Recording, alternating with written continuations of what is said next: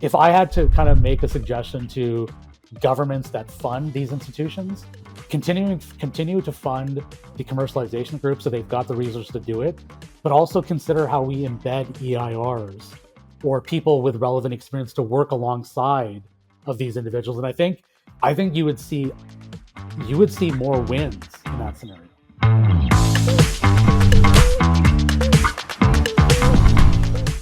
Look, I think one of the challenges that I've always had when I have looked at academic spinouts, when I've looked at tech transfer offices, is I've often felt like the program, the university, whatever it is basically presenting a shopping list of IP without any real thought in how it can be applied.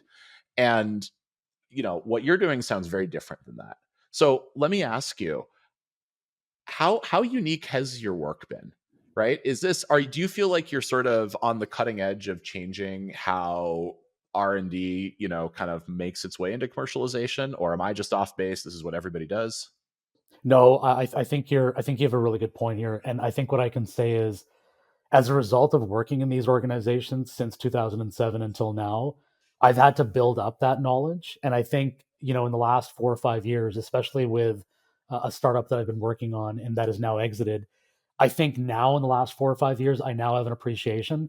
The biggest challenge that the universities have with these commercialization offices and the technology transfer groups is you have staff that are experts in a specific piece of knowledge: Yeah. molecular diagnostics, materials, chemistry.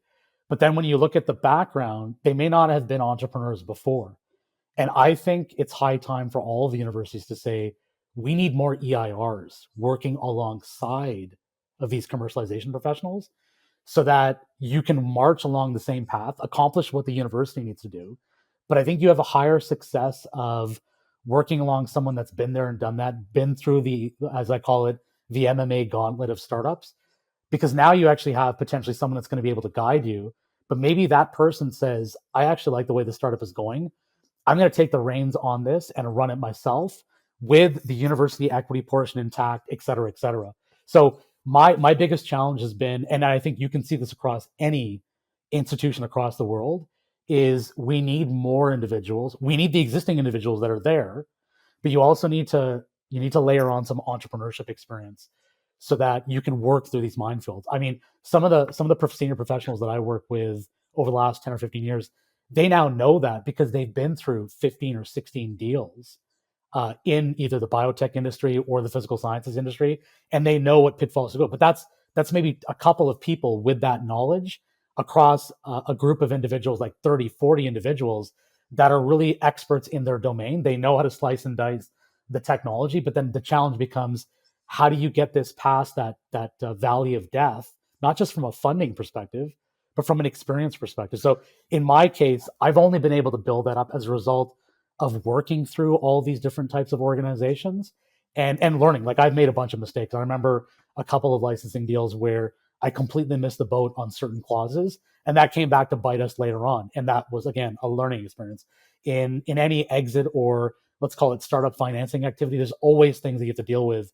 Um, Communication becomes a major thing too. But if I had to kind of make a suggestion to governments that fund these institutions, continue to fund the commercialization group so they've got the resources to do it, but also consider how we embed EIRs Yeah. or people with relevant experience to work alongside of these individuals. And I think you would see more wins in that scenario. Well, like, I want to actually put a point on this because I think this is really important.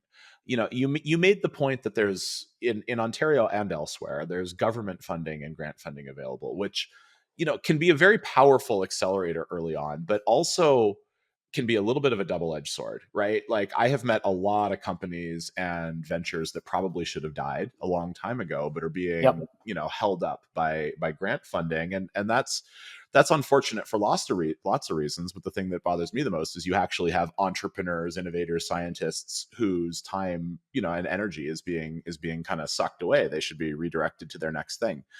But you made a really interesting point.